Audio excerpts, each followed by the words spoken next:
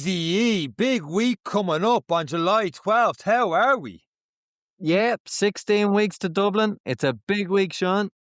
Well, I was actually hinting at more the Eric Lawless ticket for $1 million because the Donnelly 50K goes on sale this Sunday. Don't know what else I'd be talking about, but that's what I was hitting at. Do you know, I thought it was great. I someone sent us in a message and it was like, did you just have a look at the Donnelly 50K page? And I was like, yeah, went on, couldn't see it. And this was like one of these things is not like the other. I was like, you're going to have to be a bit more specific.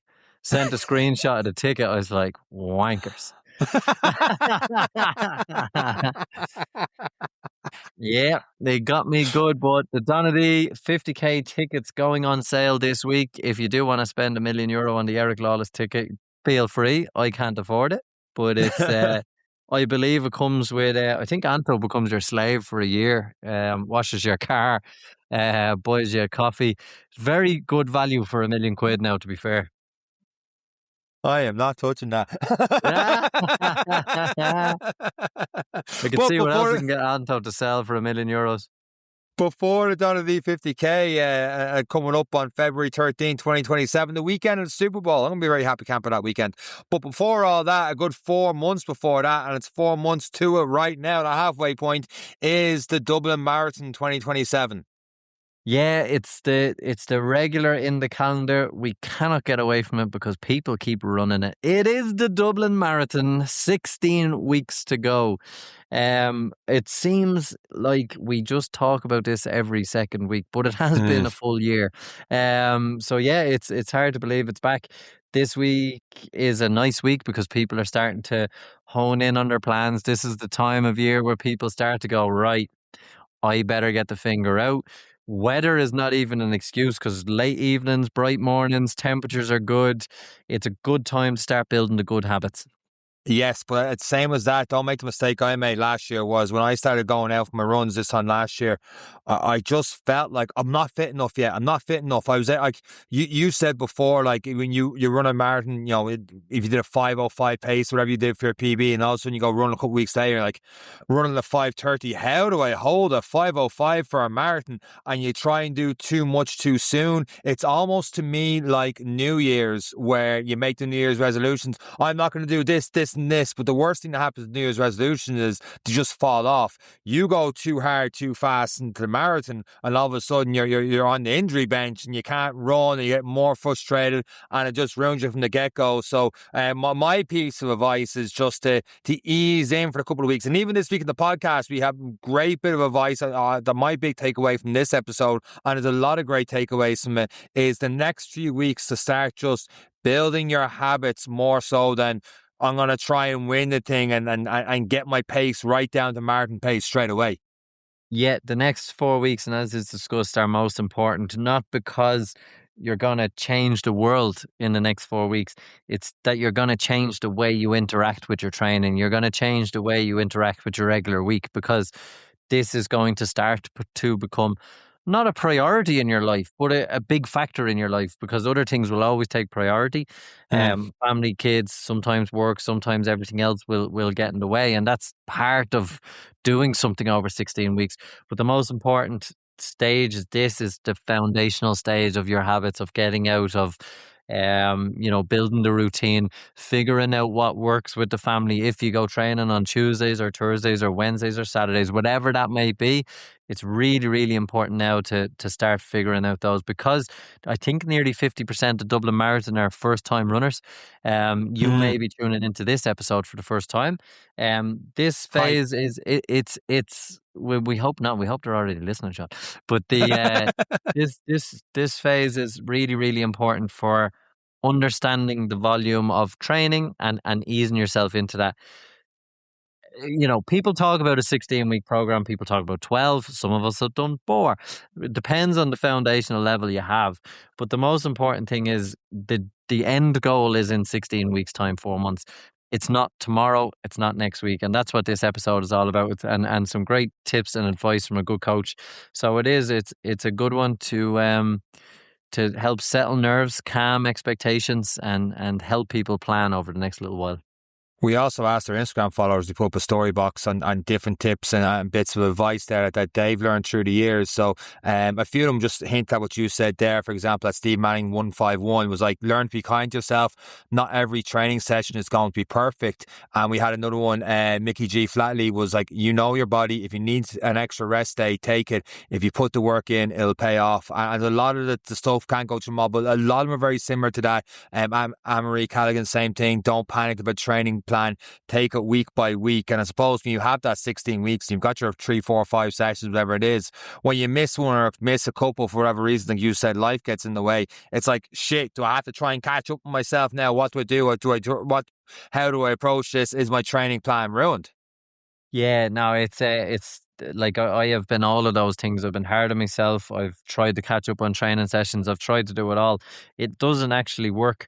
But what I do find is, week by week is good. I actually like to go 4 by 4 because your week can change and you can be flexible. But what I like to do is take it in 4 week segments so that when you're thinking of next week and people are like, oh, we're going to do this thing, does that suit you? You're probably like, it does, but can it be at 9:30? Because you already know Wednesday nights are my kind of thing. So if you're too, I always think if you're too flexible, running always goes out the window. Everything else will take priority. I do think with something as important and as big as this of an undertaking, I think you should open out a calendar month and you should plan your 4 weeks and see how that works with some, because there are events, there are 10Ks, there are half marathons, all part of the Dublin series. There are other local events and there's great races now that are going to pop up all over the country.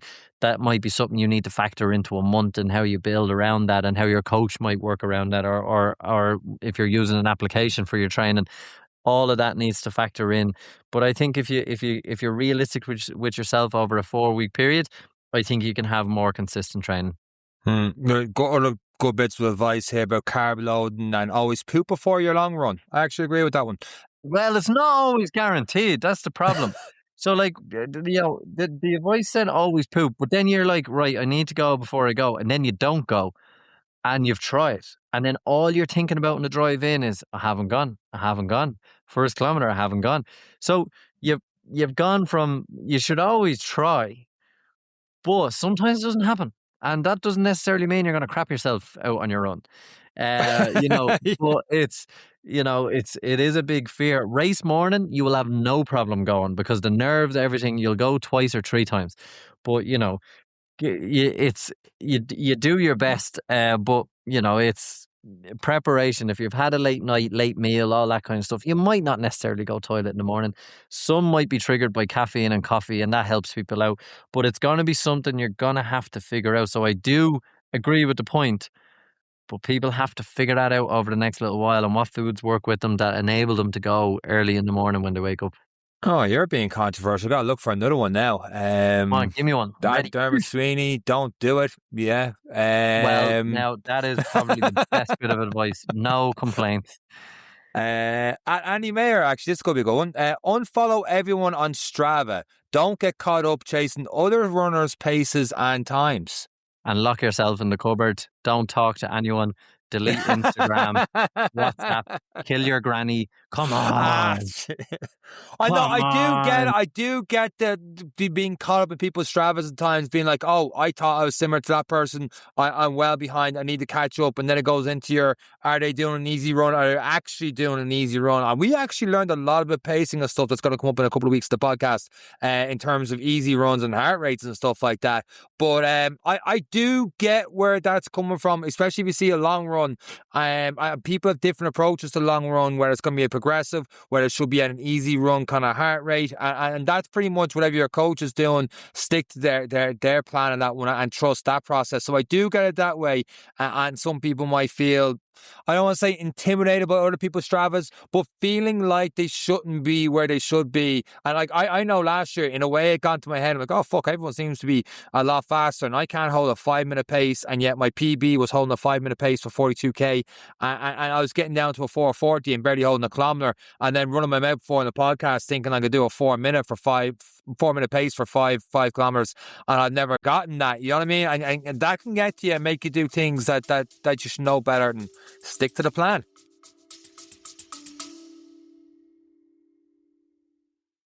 Most runners don't have a training problem, they have a guessing problem. If you've never had your VO2 max or metabolism measured, there's a good chance you're training at the wrong intensity, missing valuable adaptations, or getting your race nutrition wrong. Oh, running it all, Eric. Health Matters replaces guesswork with data. With over 15 years of experience and more than 25,000 performance tests completed, they're one of Europe's most experienced performance testing providers.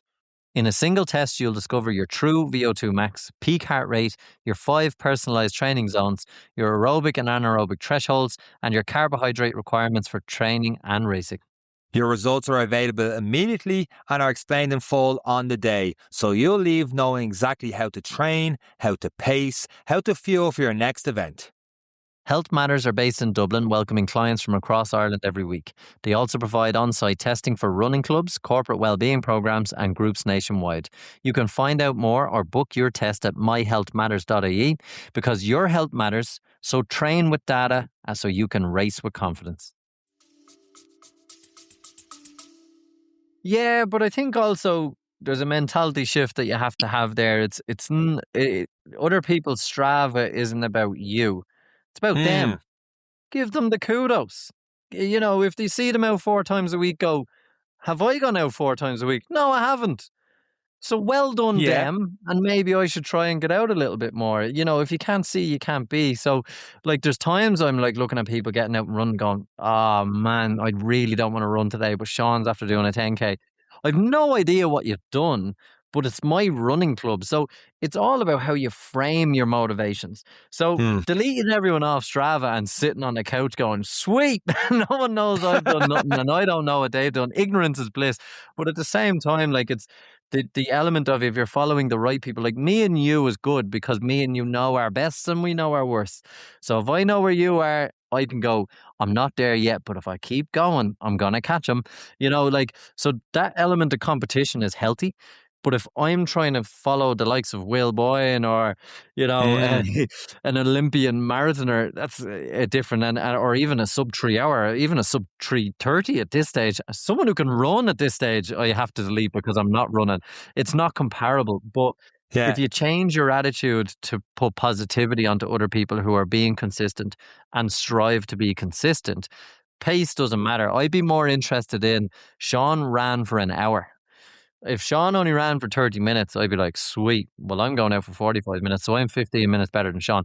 Pace is irrelevant. It's individual. It's based around you, what you're capable of, your fitness level. There's so much, what's going on in your life. How did you sleep?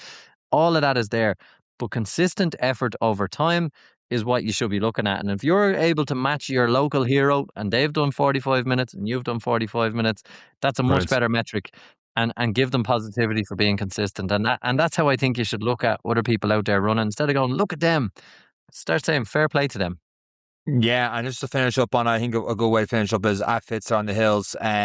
Enjoy the process, the finish line. I think Aoife of our Fantastic Four last year was all about the process of, she even said she enjoyed the journey of the 16 weeks more than the race day itself. And I don't know if she had a pint afterwards and just didn't think the beers were that nice in Dublin, because I couldn't agree with that last point completely. But I do get what you mean. Like, you've signed up for it. It shouldn't treat it as absolute hell. Oh, I got to do this. And I suppose that positive reinforcement, I get to do this. You signed up for the marathon.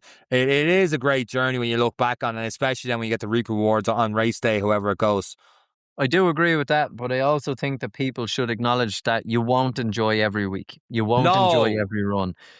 Rose-tinted glasses will make you look back on it and go, that was great. I would dare say if you're starting on a relatively low base, you're going to hate the first 3 weeks, but just know, and that calendar month changes and you've been consistent, I guarantee you'll enjoy the next 12 if you're consistent in your first 4. The journey is hard to love if you're starting from a low base. If you're coming in from a strong base and you're continuing on your training, you find it easy. You have the flow, you have the ebbs. But don't believe the wall on the gym quote of it's all about the journey. Not the journey sometimes is shit. The journey sometimes is miserable.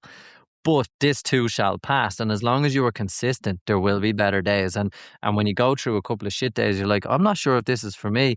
And then you come out the other side, you've developed, you've adapted, and now all of a sudden you're running 30 seconds a kilometre quicker.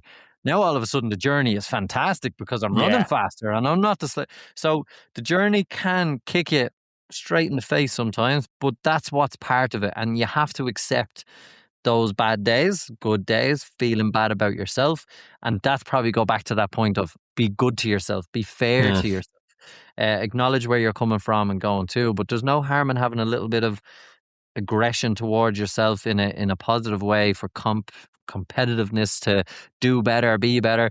But be realistic about it, and that's what I would say to people on that one.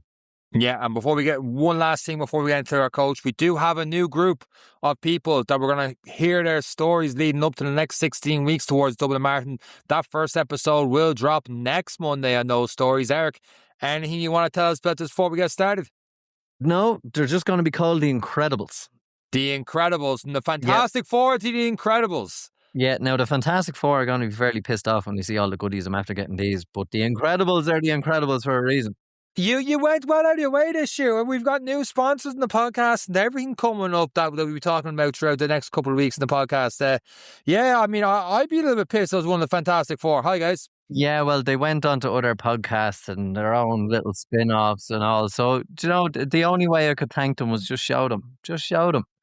So they can suck on that one. But anyway, look, it is good. We've got 4 fantastic athletes joining us because that's how we're treating them as athletes from 4 different parts of the country, taking on the Dublin Marathon with all kinds of backgrounds. So I really enjoy the series, particularly because I'm not running it now. I just get to run my mouth, as you always say.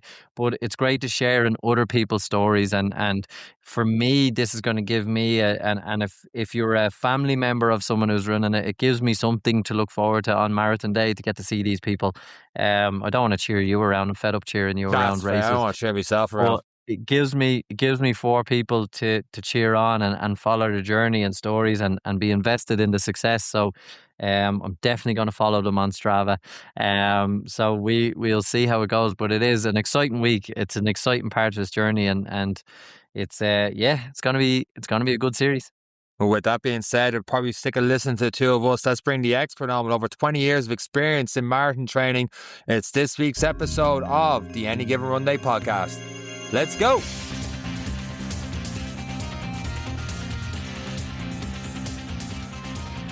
Our next guest on the Any Given Run Day podcast has been coaching for over 22 years. He also has an All-Ireland track and field medal in Steeplechase, along with multiple titles at UL. He's a Level 2 Athletics Ireland coach, and as well as his own coaching, he is the Health Matters 20 Weeks to a Better Marathon coach. He is here to guide you through your next 16 weeks of Dublin Marathon training. Brian Swaby, welcome to this week's episode of the Any Given Run Day podcast. How are you getting on? Great, guys. Thanks for having me on. Delighted to be here. Brian, I'm North Leinster walking champion under 12s. But what's this steeplechase? I thought that was only for horses. What's this all about? Well, do you know what it is, Eric? I was a 1500 meter runner was always my thing. And back when you were under 16, so 30 years ago, there was a 1500 meter steeplechase, and I wasn't fast enough for 1500 meters really at national level. So I said, you know what? Let's throw a few barriers in and see if I can get over them.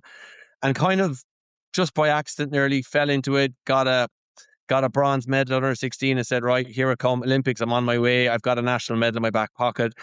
What I didn't realize is that when you get to kind of 19, 20, you get a 3,000 meter steeplechase, which is 35 barriers, which is more than the Grand National. So it gets much harder very quickly.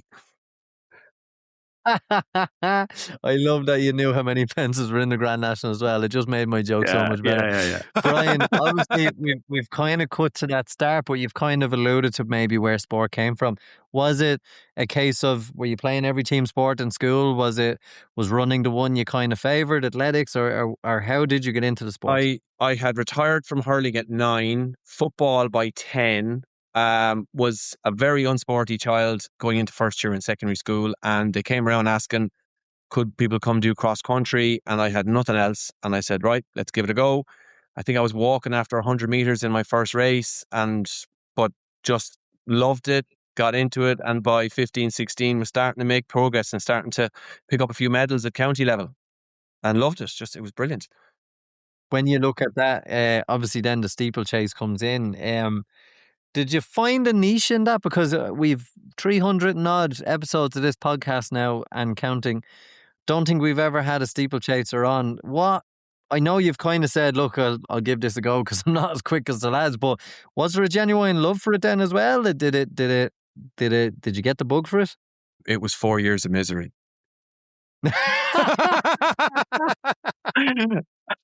It was so tough. Like the barriers are 3 foot high. I wasn't very technically gifted. That's why I couldn't hurl or play football. My coordination wasn't great. So I was leaping over these barriers, terrified of hitting them, had more falls. It was the hardest 4 years. The best thing ever happened was I got old enough to go into road races and kind of got away then from the track for a couple of years. Always loved the mile and the 1500 and dabbled. But, and of course, cross country was always there, but the steeplechase was torture. I wouldn't wish it on anybody. It was so hard. I had to do it 10 years later for a national league because that's a team competition, and you know what? It was worse. So I don't miss it. I have a medal in it, but I don't miss it. And when you convert to road racing, because obviously getting into that in younger years is it's a gift, because you get the exposure to racing, you get the and that's a lot of things, because a lot of us are in this mass participation events, and we'll be talking about marathons and everything as we go. But road racing is your 5Ks, 10K. Well, it's everything up to a marathon, of course, and further. But in the younger years, it's usually 5Ks, 10Ks. Is that where you targeted? And Yeah. And what kept you going in that one? Was it the progress? I went to study in Limerick and kind of that fell in with a few good coaches. Didn't really have much of a coach in my teenage years, and fell in with a couple of coaches in college. Started to run some reasonable times.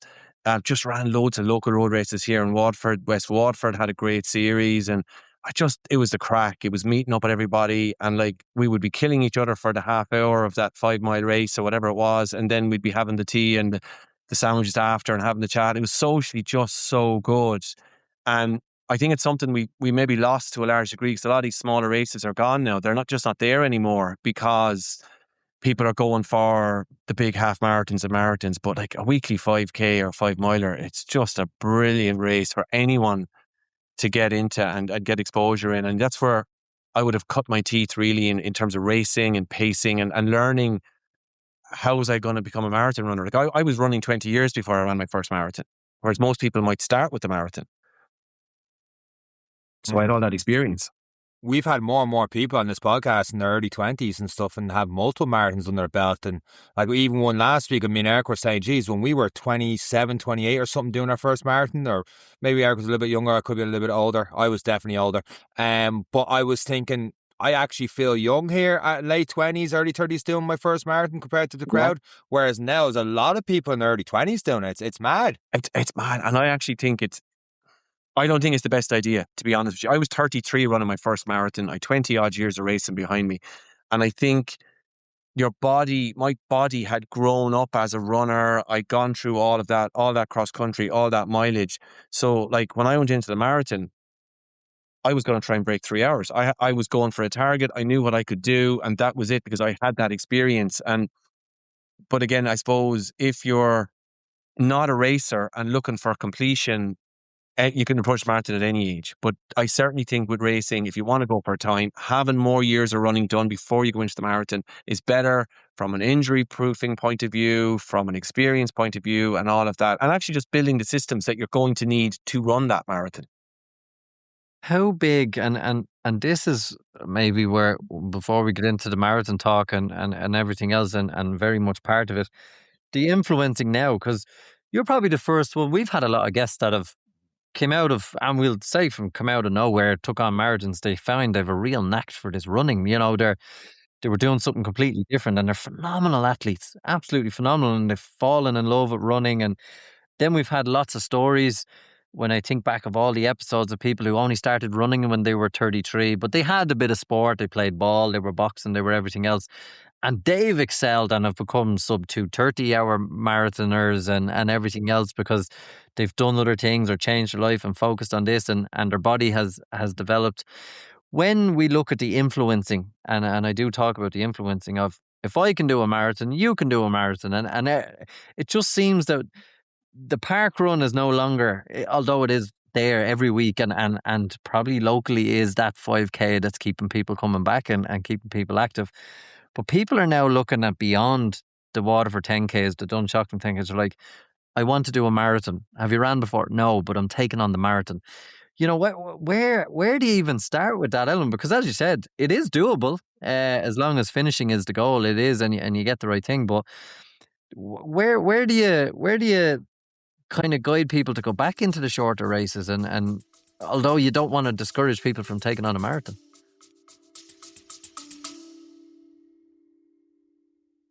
Eric, quick question for you. What is the one thing Hyrox and triathletes, runners and gym goers all have in common? They all like to take their clothes off to work out. That's not what it's... No. Oh, sorry. I have the line. They're great at pushing themselves in training, but not always great at prioritizing recovery, Sean. Excellent. You got it right second time. That is exactly why the Ultra Pure Hyrox Recovery Bundle is such a great addition to any training routine. It's packed with 4 recovery essentials: Epsom salts for a post-workout soak, magnesium oil spray for tired muscles, muscle cramps and restless legs, Epsom salts gel with arnica for targeted support, and ice cold menthol gel, my favourite, for a refreshing cooling sensation after tough sessions. You've been using that a lot lately anyway. So whether for your training, for your next Hyrox race, preparing for Trica, or putting in the miles for a running goal, recovery is just as important as the workout itself. And the best part, you save 10% when you buy everything together in the bundle, so you're getting all your recovery essentials in one place. So if you're serious about training consistently and feeling your best between sessions, this Ultra Pure bundle is definitely worth checking out. Head over to ultrapurelabs.ie and check out this Ultra Pure Hyrox Recovery Bundle now. That's ultrapurelabs.ie. Train hard, recover smart, and get ready to go again tomorrow. By listening to this advert, you are of course supporting Irish businesses and this podcast. Now let's get back to the episode. I'm very much of the opinion, Eric, that like the core distance, the most important distance of all, and you've mentioned it there, is 5K, park run.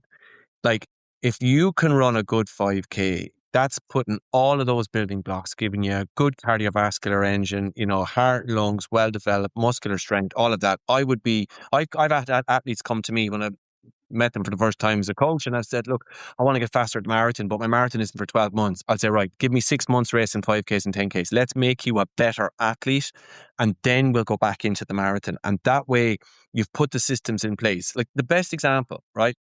The GOAT, arguably, is Eliud Kipchoge. I know world record is now gone sub 2 and all that, but Eliud Kipchoge's first gold medal, first world title was 5,000 meters at 18 years of age. He had the speed, he had the engine, he just built the endurance on top of that. But for me, 5K is where I would take someone first. Get me to 5K, and then let's look at the marathon. Now, if you come to me and say in 16 weeks I want to run a marathon, I've nothing done, that's a completely different story. But if I'm looking to take an athlete and really get them, you know, prepared for the marathon, give me a couple of months of training for 5Ks and 10Ks. Let's put the building blocks in place. Let's get that heart and lungs developed properly first. And that's going to make your marathon training so much easier because you've developed those systems. When you look back to when you transitioned, obviously, from the cross-country steeplechase into the road race, 5, 10Ks, at that time, and I want to ask about that time because running is popular and has been since 2019, 2020, the COVID 5Ks. But back when you were in the road racing, it was very much, or some of the clubs may have even been considered a little bit more elitist as opposed to community-based. What was it like then? Because even in the circles you were running with, was a marathon considered something you want to do? Because I know even in 2017 when myself and Sean took on Dublin, we could have got tickets, I think, out to a couple of weeks beforehand, whereas now it's a lottery and it's everything else in between. But what was, because obviously you were built up, and would you have considered a marathon then? Would you have said, nah, it's not really for me, it's a long day? Or what was the feeling then? Because we obviously know what it's like now. Honestly, I had no interest. Even in 2012, when I ran my first one, I had no interest until a buddy of mine turned to me and says, look, I'm going to try and break 3 hours. Will you come with me? And I'd said, okay, Shimon, we'll go for the crack. We did 12 weeks. Now, okay, I would have been racing all the time. We would have been running decent 10 milers all the time, and, you know, in the spring and stuff. So we had the base there, but it was like, No, it just wasn't on the radar. And like, it was all about club races, but probably around, the mid noughties, 5, 6, 7, a lot of the guys in the club started going for the marathon, and they all wanted to break that 3-hour barrier. But we see, of course, for most club runners, club racers, it's 3 hours, which I think is a phenomenal target. But for most people coming into the sport, it's the 4 hours, and that's what's probably shifted now. So when I started coaching, everyone wants to break 3 hours because they had all been racing for 10 or 12 years. They'd done their 10 milers, their half marathons. Now everyone wants to break 4 hours. And that 3 hour, it's kind of not forgotten because it's still there for the club runners, but the majority of people are looking for 4 hours. That's the first thing I've seen really in the last 12, 13 years of my coaching that's changed. But it just was, the marathon was something we never considered.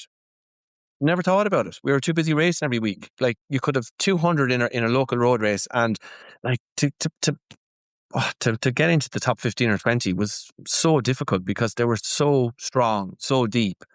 And then 10 years later, the same times now are making top 4, top 5 because people have just given up on those short races and are gone to the marathon altogether. And that's the biggest change I've seen. Has that changed your style of coaching? Well, one, what got you into the coaching, and then to continue on that point, because you obviously were very comfortable on the short game, and it seems to be, where, and many coaches have come on this podcast and many we've interviewed said, in the off season, it's about getting back to basics, building the base, and then going back again for your target. So it's not a new science as what you said, but in terms of your comfort level from going from that 5-10K, seeing a shift, and you as a coach, obviously, if you want to keep coaching people, you have to shift with the trends that are happening. So what got you into the coaching, first of all? And secondly, how have you had to adapt with the change in demand for what people are looking to do? So I fell into coaching. Well, no, I've always been, in my day job, I teach maths and biology.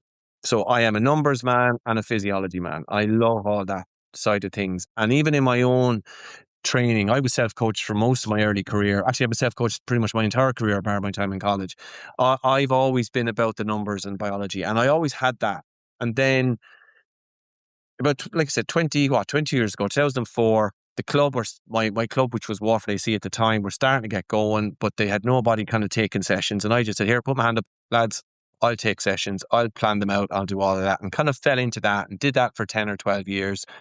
And then as the marathon thing started to kick off kind of in Waterford, with people starting to do it, 2012, 2013, I decided maybe it was time to set up with my own coaching company. And one of my best mates said, let's call it Swaby Sessions. And that's where the name Swaby Sessions comes from, literally, right? Swaby taking sessions. And that's all it was. But because I've always been about numbers and physiology, that actually hasn't changed. So the approach I would have taken to my initial training sessions and to my initial, and like I'm a huge student of the sport. Like, I'm still learning all of the time. Every time I listen to a podcast, I'm taking something out of it and learning from it. But I the core principles haven't changed. For me, it's about the systems that we're going to use, aerobic, anaerobic. We're looking at your thresholds and all that kind of stuff. That's always been there. That's always going to be what we're basing it on. It's just that the targets might be different now. So someone come along to me, I'm looking for a 4.5 hour marathon. Wonderful, let's go for it. I'm looking for a 250 marathon. Wonderful, let's go. The building blocks are pretty much the same. All that's changing is the pace that we're running at. But the stressors, the focus of the session is still going to be the same. So how fast you run or how slow you run, it doesn't matter. We're still training the same systems, just at a different pace. It's funny, at the start of it, a couple minutes ago, we talked about 5K marathon training. It seems to be, when we're building those systems, like getting faster, people I see online sometimes maybe confuse training for a 5K marathon, trying to do both at the same time. So what I mean by that is, obviously marathon is a long run, but during the week you might see, and maybe I'm wrong on this, correct me if I am, you might see like 400 meters by 12 and stuff to try and get really fast. Is that too much, as in, like, is to train towards 5K, 10Ks, and that should be, I don't know, maybe 1K at a marathon pace or threshold pace in that kind of way? Do people conflate that, or what's your thoughts on that? That's a great question, Sean. And like, people might find it strange, but like, my group, we meet every Tuesday, and pretty much 50 weeks of the year, we're doing something pretty fast. Anywhere between mile race pace and 5K race pace would be the focus of our Tuesday sessions 50 weeks a year. Because I've got people transitioning in and out of marathons, in and out of the group, depending on what they've got going on. But 50 weeks a year, we are doing fast work. And it's because that training, which people would traditionally call VO2 max training, probably come across that term a bit anyway, where, you know, you're stressing the heart and lungs to the max, trying to develop that aerobic capacity. That's also the fitness that you lose the quickest. So within 2 to 3 days of you not training, your cardiac output is the first thing you're going to start to lose. So we need to train that all of the time. What will change is what we do on a Thursday or on a Saturday. So obviously your long runs will have a different focus depending on what you're training for. Your Thursday session, if you're doing a second quality in a week, at this time of year, as we're gearing up now, 16 weeks from Dublin, it's going to be tempos and steady state runs, which are all based around kind of your anaerobic threshold. What I would do at other times of the year is we'll bring in hill work, we'll bring in some really short, sharp intervals and things like that, depending on what we're training for. But the Tuesday is unchanging. Yeah, the sessions change. We're not doing 8 by 2 minutes, 50 weeks a year. There's something different every single week, but that session will always have a similar focus because it has to. It's the most important session really for every runner from 1500 meters up to the marathon. I see no difference there. And actually we'd have runners training for the marathon and 5K and they're running side by side. People listening to this, Brian, they're because obviously there's 20 weeks, you know, everything comes in a week, and it's always, let's put it in this box, and it's always a 16 week to a marathon, or 20 weeks to a marathon, and it's more fluid than that. It's not just in a box. But what's going to happen with this episode, and the reason we get great coaches on and this stage, is people are going to tune in and go, marathon, got a ticket, haven't a clue, and this is it. This is day one. How do people approach this? So like you've been self-coached. We've had people say they're using AI as a coach. We've got the Runner app. We've got that's joined in with Strava. You've got Garmin Coach. You've got information. You've got zones coming out of your arse. Like, it's, where do people listen to now when we've got you here and I'm one of those people? What are the first things I need to do?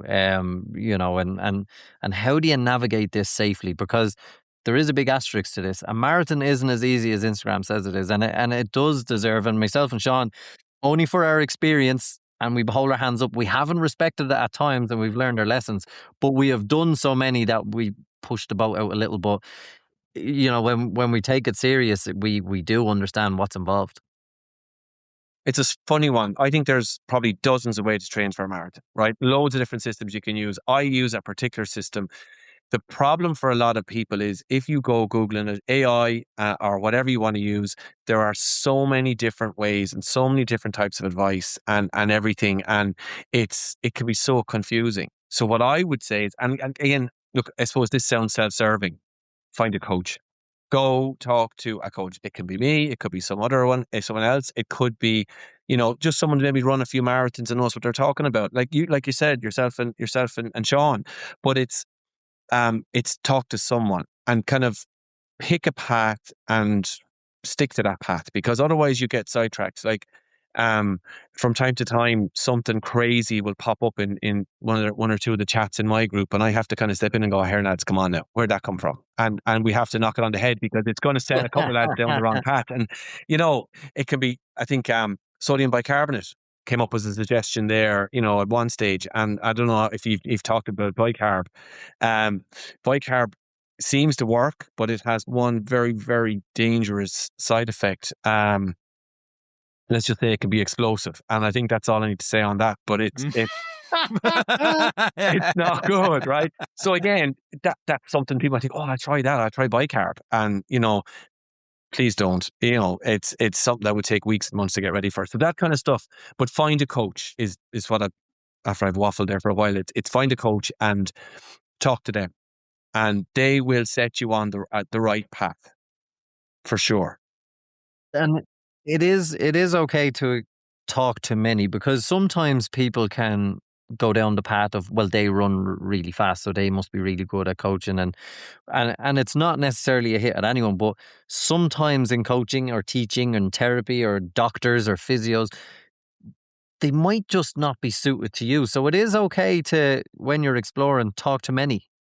Yeah, absolutely. I've had people come to me and like, look, to be honest, I have an opinion on everything when it comes to running, right? I'll be honest with you. And, but at the same time, I don't have every answer. And people will come to me and goes, look, it's just not quite working for me. And I'll say, absolutely.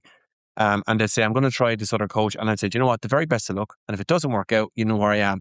And you have to be open to people going off and trying other coaches and coming back. And I think if you let ego come into it and go, well, you're done with me, then I'm never going to talk to you again. Like that kind of approach is really not helpful. And it's kind of that, you've too high an opinion of yourself. I don't have all the answers. I have a lot of answers, right? And any coach will, but you've got to be able to say, yeah, go in, try, see what they're offering.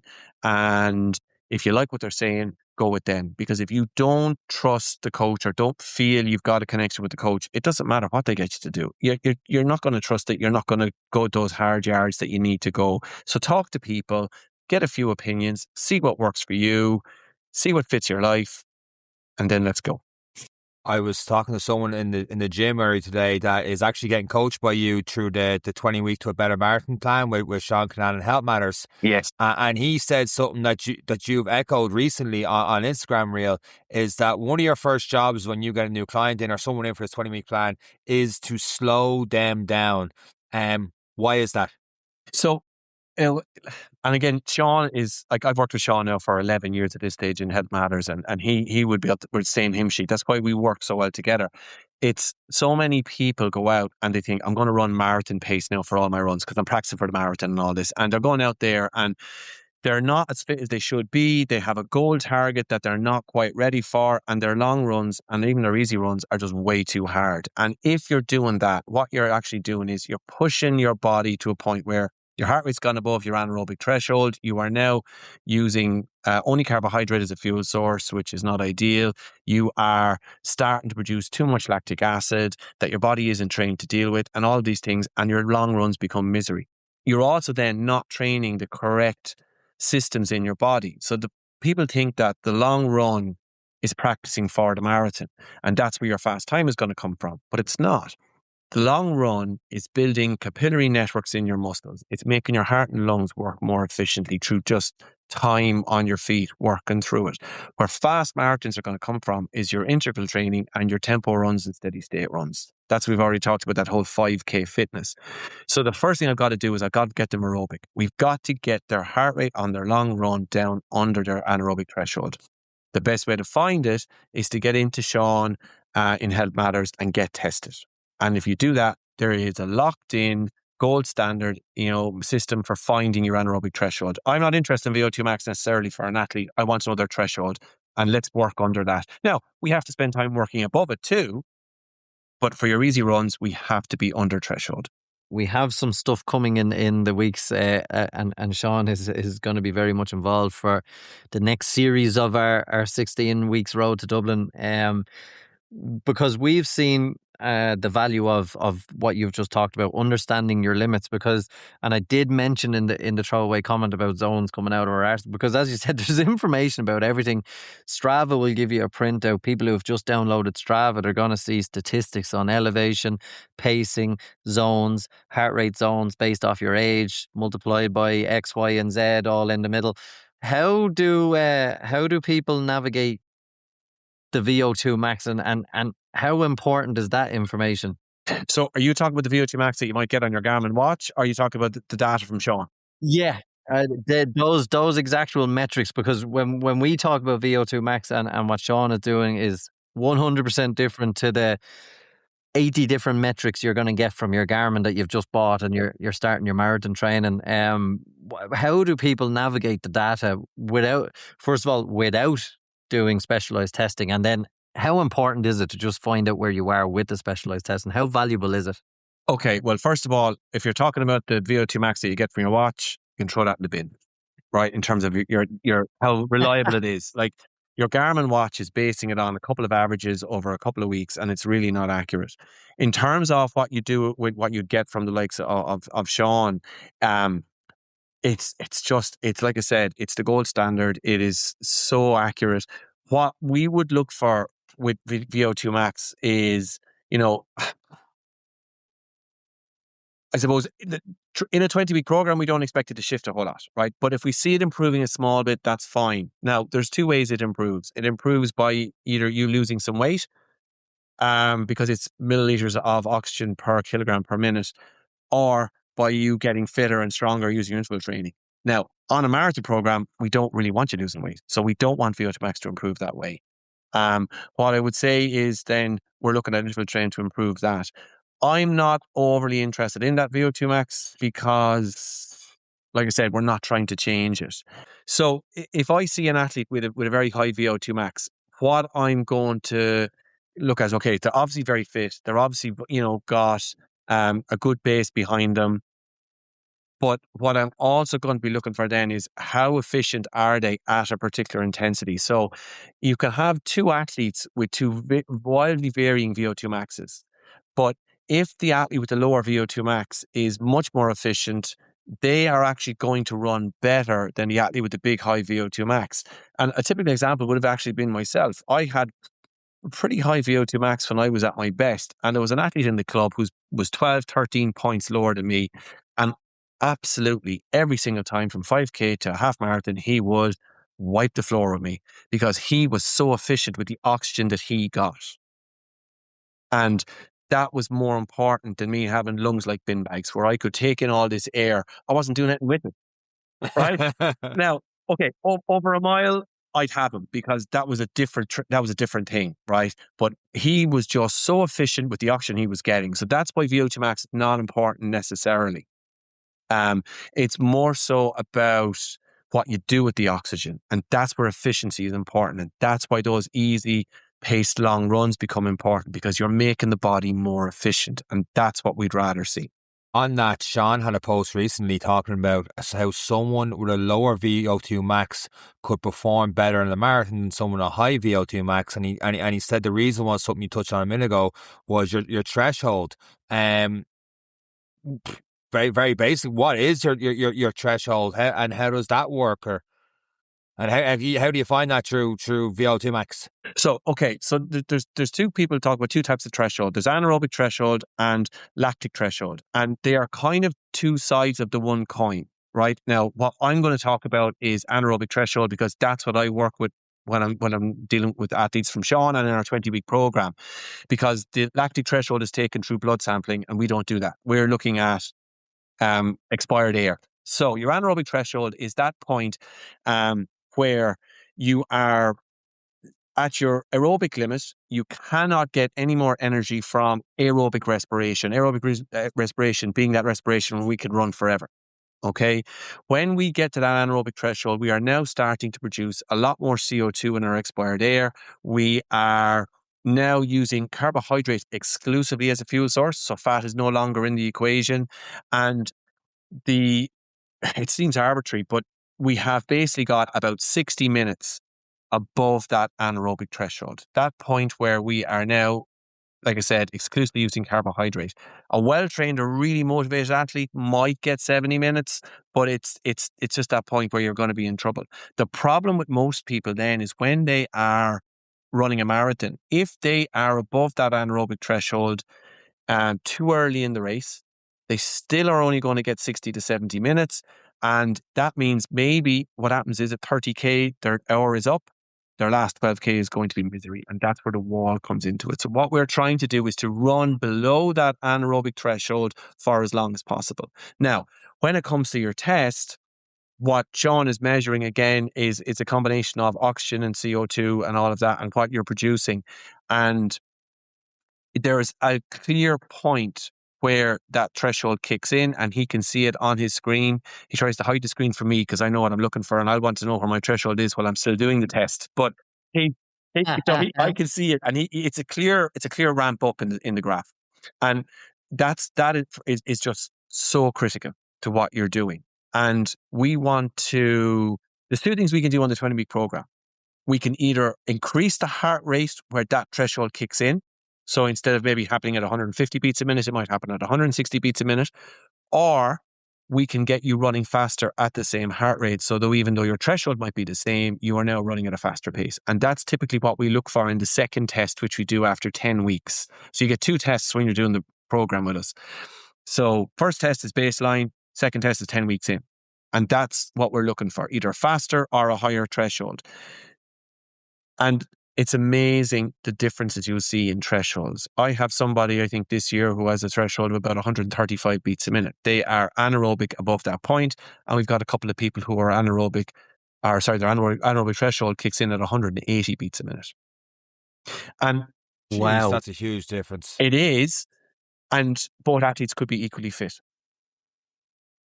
Because maximum heart rate is genetically controlled. It's not decided by your fitness. So this whole thing of 220 minus your age is the greatest fallacy ever created. I am 47. But it's so like, it's so taught. It's so like, that's the standard. It's in every PT beginner entry into how to read heart rates, 10 seconds multiplied by this, and it's their fit. You know, like it's how like even on treadmills and stuff, you see the graph thing. You're above this, your fat burning zone down here, this year and this, and it's even all worse. the way across age and beats. It's worse. It's in the medical profession, right? You may not have seen, but I actually have a pacemaker, right? I had a pacemaker fitted 2.5 years ago, okay? And I had to do a lot of cardiac testing around that time. And I remember going in for a stress test. Now, I'm 47. My maximum heart rate should be 173. I tell you, I've seen 195 on a heart rate monitor, okay, on a chest strap. I know I have a high max, right? I'm getting to 170 beats a minute, and the technician in the hospital is saying, we're going to stop the test now in a minute. And I'm like, I'm not even a tempo pace. I'm not even working hard here. And he goes, we're stopping the test. I think, no, I've another 20 beats to go. Come on. She wouldn't let me because she's using 220 minus your age. That's what the medical profession is using. And it is unbelievable. And of course, look, they're trying to be extra safe and they don't want that. Or I'm thinking, come on, I can go harder. This is not stressing me at all. But that, like, and this is the thing that people are thinking. And Garmin are, and I'm down on Garmin. I love Garmin watches. I'm not against Garmin, but Garmin watches and all the other brands, they are basing it on 220 minus your age because it's some generic standard that someone came up with, I don't know, decades ago. But it is just so useless. And there are a couple of really difficult track sessions you could do to find your max. I'd say go into Sean and get tested because you'll get your proper max from him. You know, and even then your maximum heart rate isn't that important. It's more, again, I'm harping on about it. It's more about that anaerobic threshold. When you do the second test then, and you know that threshold the second time, is that when you sit down with your client or whatever it may be, and you're like, okay, based on this, your goal for the marathon should be this time? Because I've done that before where I felt comfortable 15, 16K in a race and going, oh, we're on for a PB, and then 30, 35. I've hit my 60, 70 minute mark at that pace or whatever it is. And it's like, these last 5, 6K are going to be absolute torture. And it's not just me. I've seen like the war zone in the last 2-3 kilometers sometimes doesn't matter. And it's your first time listening. That doesn't happen to everyone, but there are certain times like, oh my God, you're really in that hurt lock on the last 5, 6K if you haven't paced it right. So what do you say after that 10-week mark? Okay, for starters, I don't trust how we feel in a marathon in that middle third, because if you're well trained, you actually might be so used to being uncomfortable that you don't notice that you're working too hard. You're comfortable being uncomfortable, if that makes sense, Sean. So it's like, you know, and I've done it myself, middle third of a marathon, I'm running like a champion, and last 5 miles I'm falling apart. Like I totally get it. So what we do is we do the plan in 2 10-week blocks. So they get 10 weeks of training, we do the test, and then they get a new 10-week plan based on those thresholds.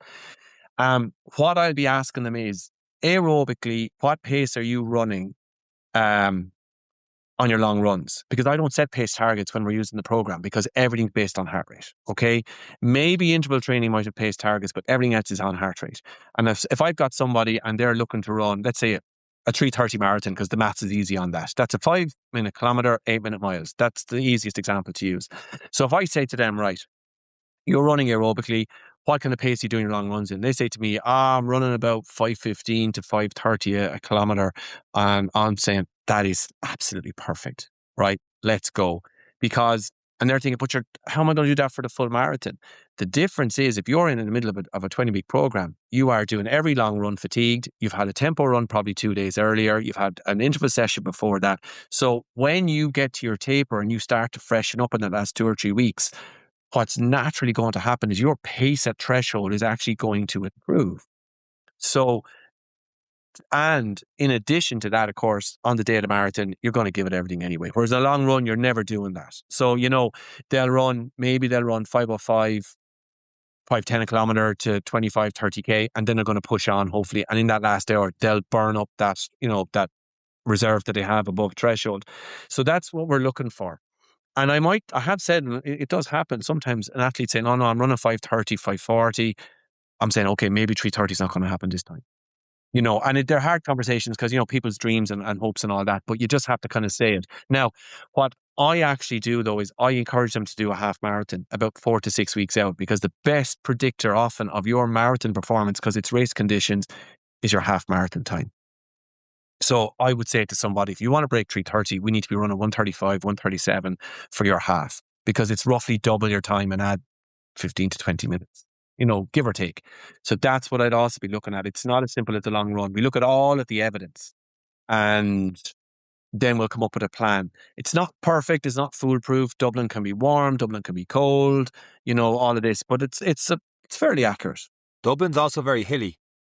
Do you, compared to some marathons, it can be hilly. Is that a factor in training, or are you overlooking that? No. I'm sorry, do people overthink that, is what I meant to say? I would actually be of the opinion that it's all about systems. So I would talk about energy systems and I would talk about pacing. So what I would say to all of my athletes, Waterford is not the flattest place in the world either down here, but I would encourage them to run on the flattest routes they can find, because what we want them running is under threshold, nice and comfortable, time on the feet.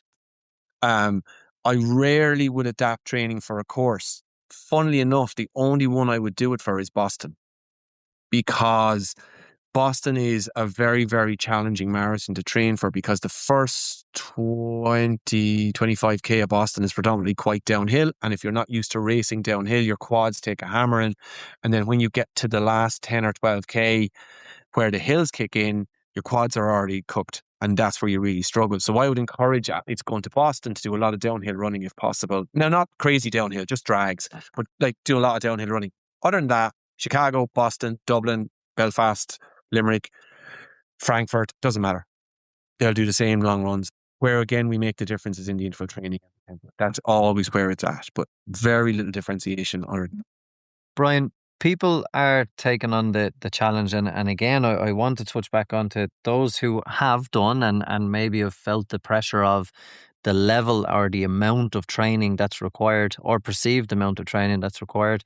And again, I go into we Google search, and you have everything from 2-a-days, running on tired legs, the morning session, the evening session, 7 days a week, no recovery, 4 days recovery. There's every kind of element on there, the 80-20 rule. People who may be taking on their first, and those who've maybe done it or taken on a new job, a new role, and they're like, I'm time limited. And the last time I did my 3:30 or my 4 hour or my 4.5, I was running 6 days a week and I was really focused. I don't know if I'll have the same, and nerves kick in. How do people balance the idea of training? Because you're working with people and a lot of your training is with the individual. Yeah. How do you balance life with long distance? Because I think that's the hardest part of all this, is aside from the motivation to get out and do it and get involved with people, but balancing the two. How do people do it, and how do you coach around that?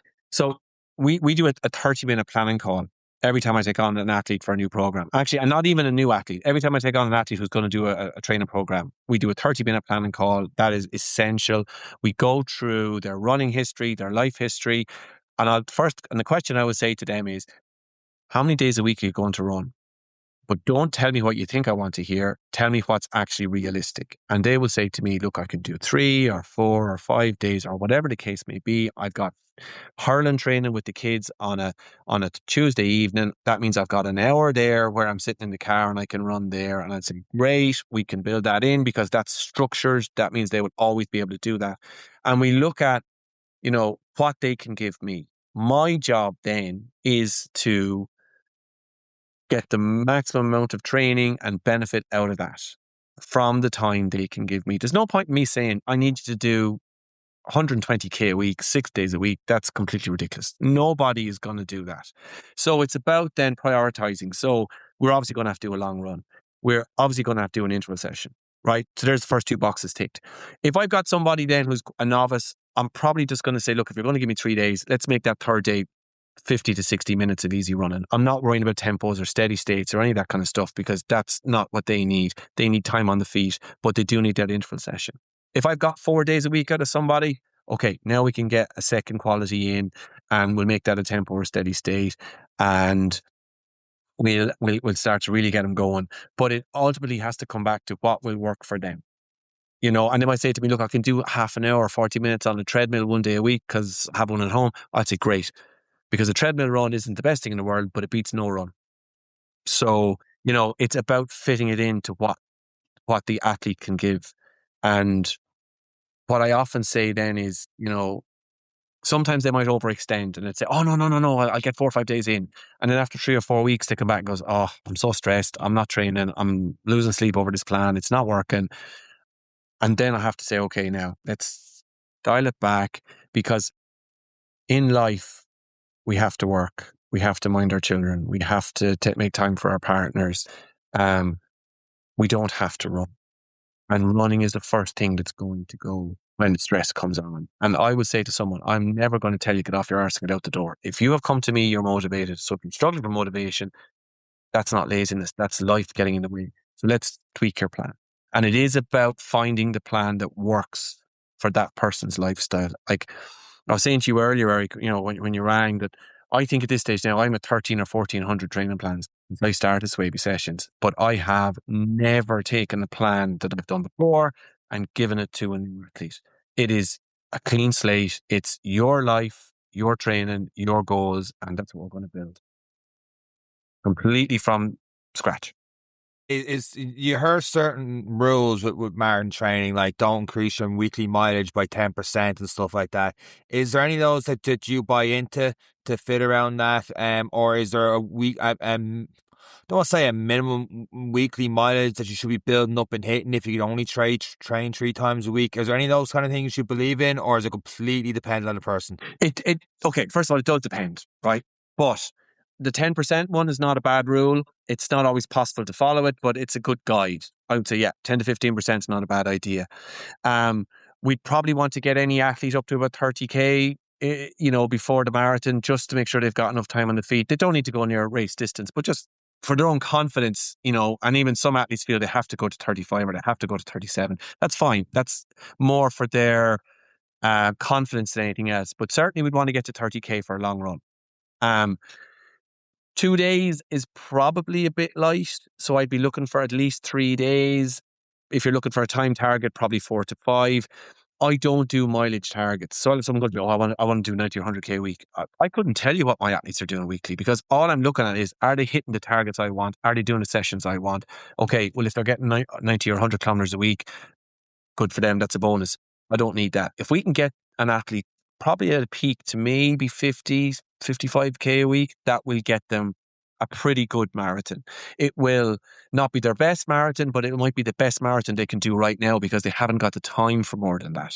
For instance, like a lot of my athletes, I don't do down weeks, because what's limiting their training is not their bodies, it's the amount of time they have to train. So they're never actually overly fatigued to a point where they needed a down week.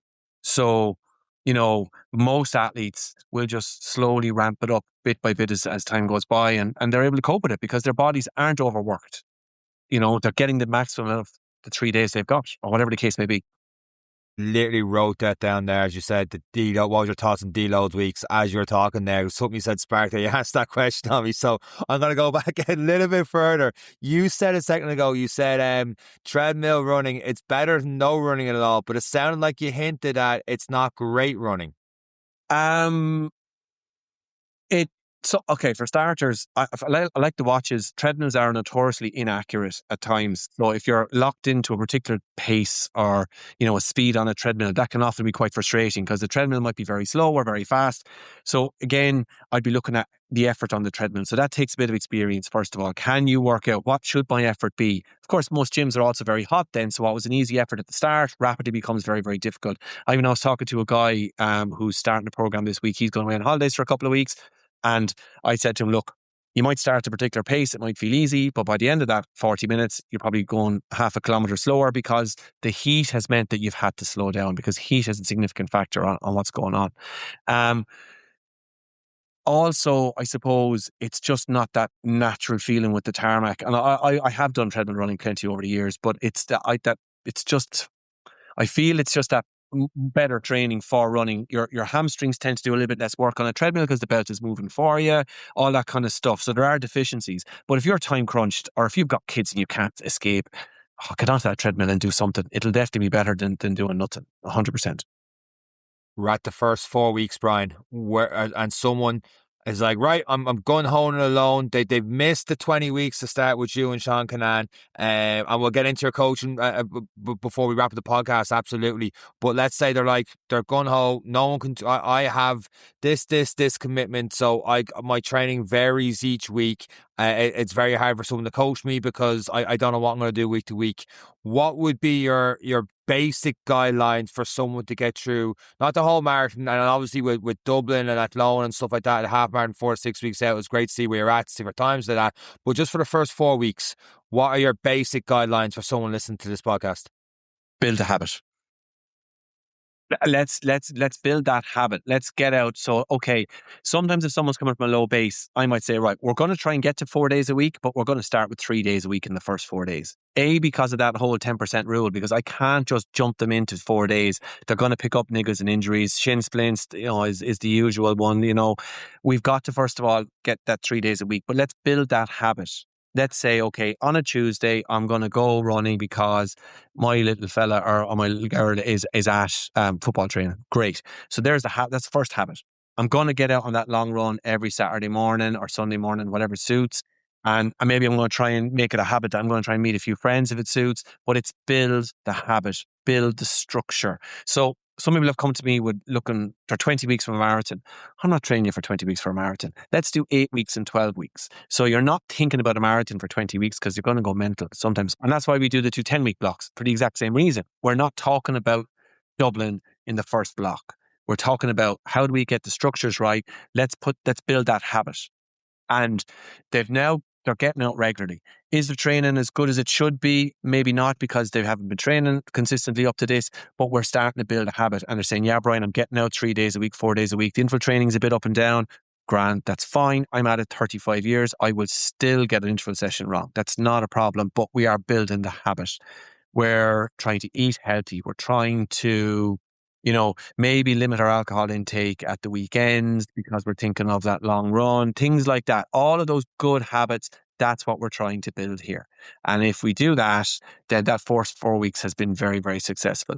If you're hitting 80, 90% of your runs in that 4 weeks, yeah, I'll take that. It's not ideal, but it's far from bad. And the whole thing is, if you miss a day, okay, get back on the horse. Let's go again the next day. If you're missing 3 or 4 days, you're dropping me a text and you're saying, Brian, I've missed a couple of sessions. What do I do? Do I catch it back up, or do I do extra sessions now to make up for it? Well, first of all, you never do extra sessions because that's how you get injured. But we do say, right, okay, you've missed that key session there, so we're going to slot that back in next week, and then we'll kind of build on from there. So if you are having difficulties, definitely drop the coach a text. How difficult is it? Because we've done a marathon trip and it's the greatest collection of misfits and I say that with the greatest respects because they all abuse me. But misfits in the sense we'll have one that's being coached through a club. We'll have one that's coaching themselves. We'll have one that's going through a coach who they knew, their dad's friends, and has always coached everyone. So we bring people from all over the country on our marathon trip from a very different background that doesn't necessarily fit in together. Part of why people are getting into running now is the social aspect and the club aspect. And sometimes you're a part of a club. How does working with a coach who may be external to the club fit in to then? So, for example, and I know we talked about building habits, but to be specific, because a training plan, no different to nutrition, no different to your heart rate, no different to your thresholds, it is 100%, and whether you like it or not, it's specific. No two people are the same, and the requirements, although ballpark intervals are intervals, we're trying to achieve the same thing, but it's going to be very different. How do we navigate working with a coach like you and still being able to participate with others and in that social aspect of running? We takes, first of all, a bit of flexibility. Okay, so some people are very precious about their athletes, and coaches, I suppose, is where we would start. So, for instance, a couple of the people in the 20-week program this year have come to me and said, Brian, I'm working with my running club, and I want to kind of keep going because it's social. And I'm like, yeah, okay, that's great. Let's do that. But what I would ask them to do is to send me on maybe the last couple of sessions for the club. So that's the first thing, right? So the coach needs to be flexible. And if I feel that the sessions they're doing are, they're 85, 90% of what I'd like to be doing, or actually, do you know what? If the training stimulus is correct, if it's VO2 max training or if it's tempo training and it looks like it's what they need to be doing, I'm straight away going to say, absolutely go for it, because the social aspect of that is far more valuable sometimes than the absolute physiological benefit, right? So if you've got a group coming away, I would say those who are coached need to probably use their imagination a little bit, or maybe talk to their coach and say, look, I want to run with the group. What can we do? That's the first thing. Okay. And then, I would hope, even though it's not the case, I know that all coaches will be really flexible there. The second thing is, some of those sessions might be a great thing for people to jump into who maybe have no experience of interval training. Okay, so the second thing that we can do then as well is, and something I've done since I've started coaching really, is that we base everything on time. And when it comes to the likes of interval sessions or tempo runs or anything like that, if you're taking specialized sessions, with the group. So very simple session. 8 times 2 minutes with 90 seconds recovery. So if you have a sub-elite athlete and you have a total beginner, what's going to happen there is they all run for 2 minutes at whatever their roughly VO2 max pace would be, 5K race pace roughly. They're going to take 90 seconds recovery. What's going to happen there is everybody works for the same amount of time, everybody gets the full benefit of the session, but what's actually more important is they get the same proper recovery. Because if you do a session of 800-meter runs, the fast guys are finished, the slower guys are only just coming in, and they're not getting any recovery. So what happens is the pace drops off, and in the slower athletes, and in the end, they're not getting any benefit out of it. And Jack Daniels, the famous American marathon coach, running coach, he talks about that an awful lot, that we've got to have the right pace. If you're not recovering, you're not going to hit that pace. So all of my group, I have guys going for sub 3 this year. I have people hoping to run 4:30, and they will train side by side for every single session. We go out for a rep, we go back for a rep. So they either start or finish every rep with the group. And that's how we deal with mixed abilities when we're doing specialized sessions. For tempos, you can do them on time. We're going to run for 20 minutes, 25 minutes, 30 minutes. Okay, the faster guys will cover more distance, but that's okay. They're the faster guys. It just means that everybody's working at their anaerobic threshold for 20, 25, 30 minutes. The long runs are a little bit more challenging. I suppose what we would do there is, if we can, we want everyone to finish at the same time. So that means we would tell people to start at a time that will get their 20 kilometers or their 25 kilometers finished by 11 a.m. So maybe if you're not as fast a runner, you might start a little earlier, but the most important thing is that you're finished by 11 a.m. so we can all go for coffee together. I like that part. And that's critical, because if we don't have the social side of it, it's great having a chat beforehand, and then all the speedies just tear off and you're left on your own. What you'd rather have is everybody bunching together as they get to the finish, and then, we get to have the chats afterwards. And like, running is one of these brilliant sports where it doesn't matter how fast or slow you are, the respect is there for everybody, and everyone wants to feel a part of that buzz. So that's how I like to do things. Especially with I always feel if you're the slower runner, you don't want to be the burden. So I'd gladly go a half hour earlier, to feel I wasn't holding people back, and to switch that psyche. The faster ones will actually be like, well, I want to catch the ones that are coming to the end of their 20K. So it really does work in every way. And If you're getting finished at 10 to 11, you're seeing progress going, geez, maybe I'll go out 10 minutes later the next time, and I was perfectly on Yeah. pace. So it works in every sense, and it is about the social. It's about the chat. So for myself and Sean now, it's been a start line. We shake hands. We say we'll see what happens over the next 5-6 days. Never mind hours. But that's what it's all about for us. Is that feeling together on a start line, and no different in the training. It's always about the little bit of the catch up and solving all the world's problems in over a cup of coffee for the half hour afterwards. It's brilliant to see that social side and how coaching can work in it. When it comes to the nerves and everything else, and we'll probably hear more from you as we get closer to race day, but how do people manage the overall pressure of a marathon beyond the training as well? Because it can seem like a lot, and I know you've touched on it in the first 4 weeks, but what tips do you have for them to tell themselves for the next 4 weeks as they build a habit? So it's about small victories. Like the marathon is 25th of October. Is it 25th of October? Whatever it is, right?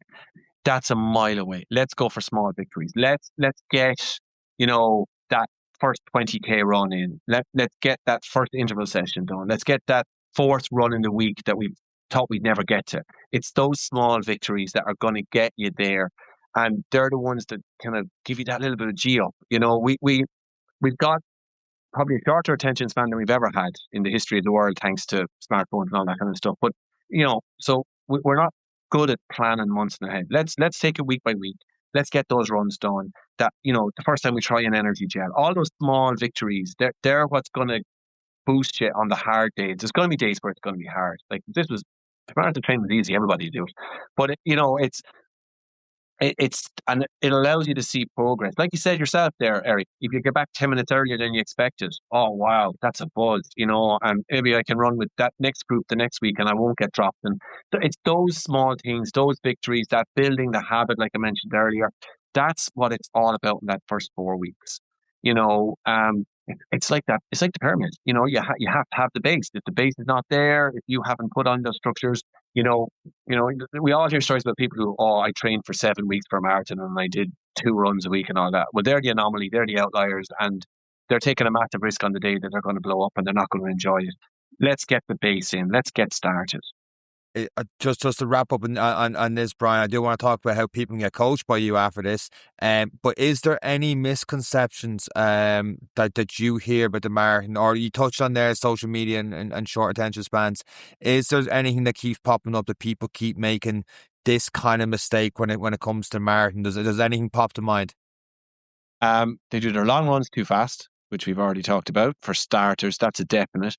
And they probably overestimate how fast they're going to run, and they run those first 4 or 5 or 6 kilometers way too fast, be it their long run or their marathon on the daily race. Like, the negative split is the holy grail. I was only listening to a podcast the other day, and they were saying that 6% of people in one of the majors ran a negative split. Like, so that means 94% of people. Now, they didn't count the people who did even splits, but that means if it's that vast majority of people ran a positive split. And for those who aren't aware, that means you run your first half faster than your second half, which means you've got a miserable second half, which is what a lot of us have experienced. So it's to make sure your first kilometer is your slowest. And that sets the tone for everything that comes after. That, for me, is the biggest problem with marathon running, that people go out too hard at the start, overestimate what they can do. And okay, it's great to be positive, but we have to be realistic as well. I'm telling Sean, my last few runs have all been like negative split because I was going backwards in the first half and woke up some point in the second. But it's nice to know that I seem to have mastered at least one element of marathon running.